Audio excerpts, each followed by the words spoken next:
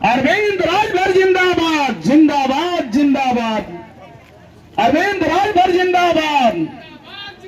अरविंद राजभर जिंदाबाद जिंदाबाद। मनोज राज जिंदाबाद। मनोज राज जिंदाबाद। अरविंद राजभर जिंदाबाद। अरविंद राजभर जिंदाबाद। और हमारे बीच में माननीय विधानसभा विस्तारक गवर्नर गुप्ता जी, मंडल उपाध्यक्ष दिव्यांग मिश्रा जी, राम सुधार पांडे जी, शेषनाथ सिंह जी, अमित सिंह, राहुल सिंह, संजीव सिंह, बूथ अध्यक्ष राजेश गुप्ता, संजय चौहान, शक्ति केंद्र संयोजक अंजय सिंह, विजय कुमार सिंह, मुकुटभान सिंह, अभिषेक सिंह बिक्की, राघवेंद्र सिंह बघेल, टिंकू सिंह,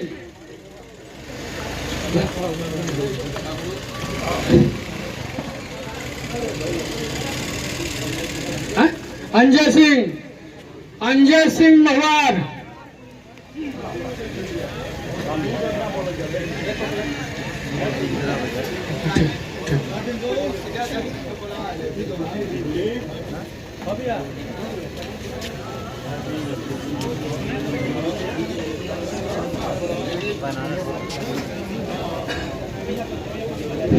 बाबा बोला नहीं।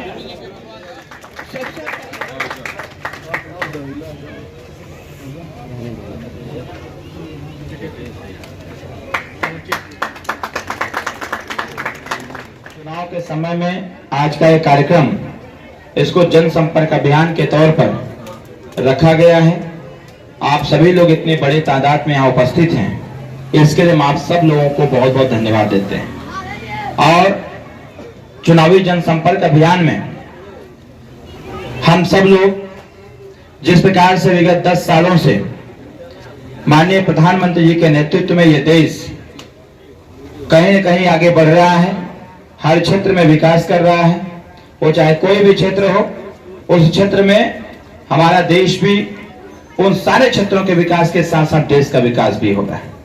उत्तर प्रदेश में 7 साल की सरकार और 7 साल की सरकार में जिस प्रकार का अमन चैन और शांति है, कहीं न कहीं ये अच्छे सरकार का एक काम भी दिख रहा है कि आने वाले समयों में इन्हीं सब कामों का आकलन करते हुए हम सब लोग मिलकर के इस घोसी सीट को जीतने का प्रयास कर रहे हैं। और जिस प्रकार से हम देख रहे हैं, पूरे घोसी लोकसभा में घूमने के बाद लोग जाति भावना खत्म करके, धार्मिक भावना खत्म करके, जाति पार्टियों की भावना खत्म करके सब लोग मोदी जी को प्रधानमंत्री बनाने के लिए पूरी ताकत के साथ 1 तारीख को चुनाव निशान छड़ी पर अधिक से अधिक मतदान पड़े, इसके लिए सभी लोग प्रचार प्रसार में लगे हुए हैं।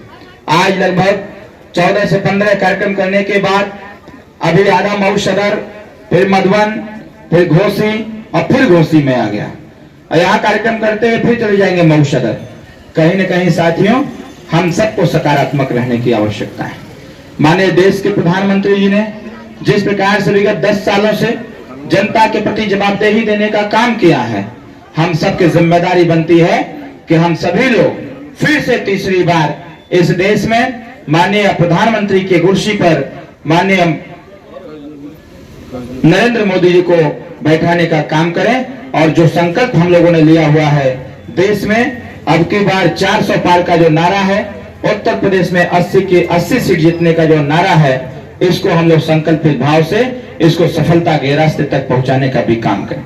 हम सबके मन में एक बात जरूर है कि जब घोसी का चुनाव यहाँ विजय हासिल किया जाएगा तो उसके बाद हमारा प्रत्याशी क्या करेगा।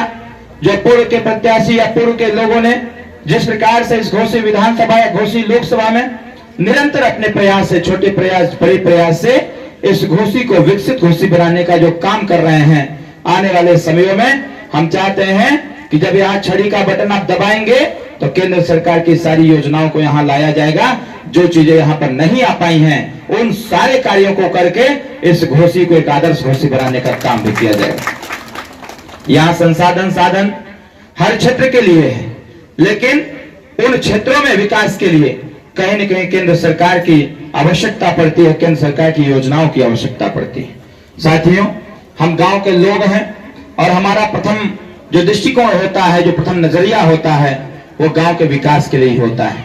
वो चाहे कोई भी जनप्रतिनिधि हो, हर जनप्रतिनिधि यही सोचता है कि हम अधिक से अधिक गांव में कार्य करवा पाए, जिससे गांव का विकास हो।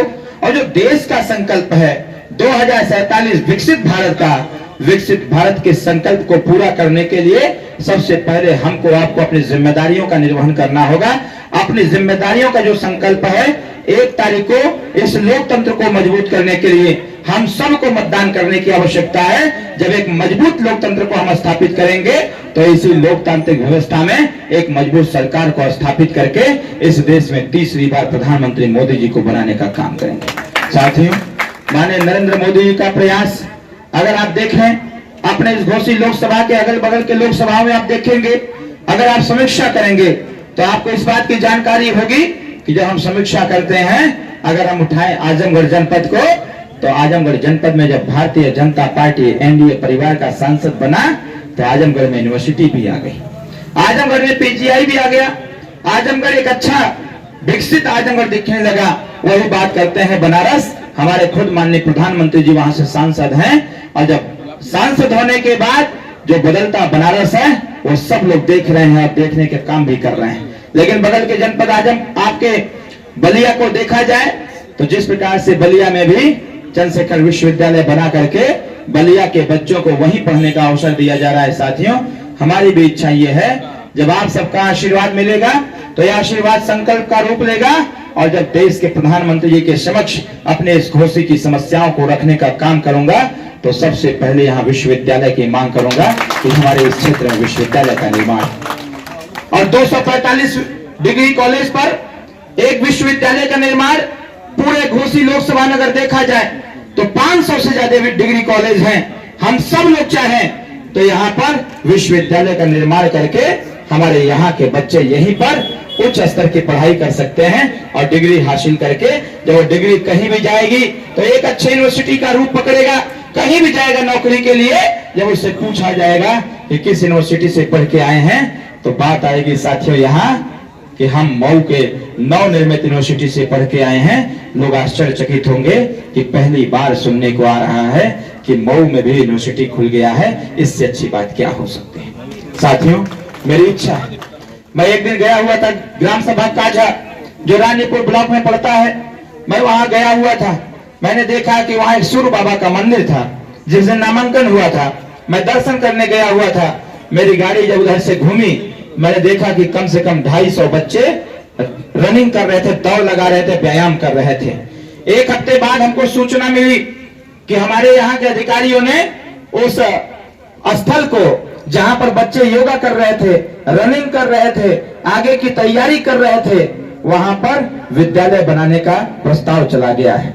हम एक कार्यक्रम में गए थे, बच्चे आए, लोगों ने हमसे कहा, हमने कहा कि अगर वहां से आपकी आत्मा जुड़ी है, अगर वहां से आपका आत्मीय लगाव है, मैं आपको विश्वास दिलाता हूं उस स्थल पर स्टेडियम छोड़ करके विद्यालय नहीं बनेगा, वहां स्टेडियम ही बनेगा। और साथियों, उस कस्तूरबा कॉलेज को वहीं से थोड़ी दूरी पर 6 बीघे का प्लाट खाली था। हमने अधिकारियों से बात करके उसको ट्रांसफर कराने का बंदोबस्त बनाया कि जहां पर बच्चे व्यायाम करते हैं, जहां बच्चे खेल कूद करते हैं, दौड़ लगाते हैं, वहां पर हमने कहा डीएम साहब से, कई लोगों से हमने बात किया, ऊपर से नीचे तक हमने कहा, मेरे हृदय की इच्छा रही है वहां पर एक मिनी स्टेडियम को स्थापित करने का, जिससे कि रानीपुर ब्लॉक के बच्चे उसमें खेल कूद करके व्यायाम करके आगे बढ़ने का काम करें। बहुत सारी इच्छा है, जिस प्रकार से यहाँ पर आवश्यकता है। अगर विकास की बात करें तो जो विकास का मानक है, हमारी सरकार विगत 7 साल से और देश की सरकार 10 साल से इस घोसी लोकसभा पर फोकस बना के रखी हुई है। जितने गड़बड़ बड़े बड़े रास्ते थे, वो रास्ते धीरे धीरे सही होते नजर आ रहे हैं। साथियों, 1 तारीख के बाद जब यहाँ का परिणाम आएगा जीत का, तो जीत के बाद यहाँ की घोसी के विकास की रफ्तार इस देश की विकास की रफ्तार पकड़ेगी साथियों। और ऐसा किया जाएगा कि ऐसा कोई गली, ऐसा कोई रास्ता नहीं छोड़ा जाएगा कि जो रास्ते अच्छे न हो जाएं। जब भी कोई बाहरी व्यक्ति अपने घोसी लोकसभा में आएगा आने वाले समयों में, तो यहाँ से कह के जाएगा कि घोसी का विकास देखते देखते इतना तेज हो गया कि अब घोसी समझ में नहीं आता है कि मऊ वही है कि बदलता हुआ मऊ है। इसलिए साथियों, मेरा मानना यह है, आई लव मऊ नहीं, वी लव मऊ हम लोगों को करना है। और आप हम सब लोग मिलकर के अपने मऊ को अच्छा करने का काम किया जाएगा, ताकि आने वाले समयों में जब भी लोकसभा के अंदर चर्चा हो तो कोई घोषी लोकसभा नहीं, बल्कि आदर्श घोषी लोकसभा कहने का काम करें।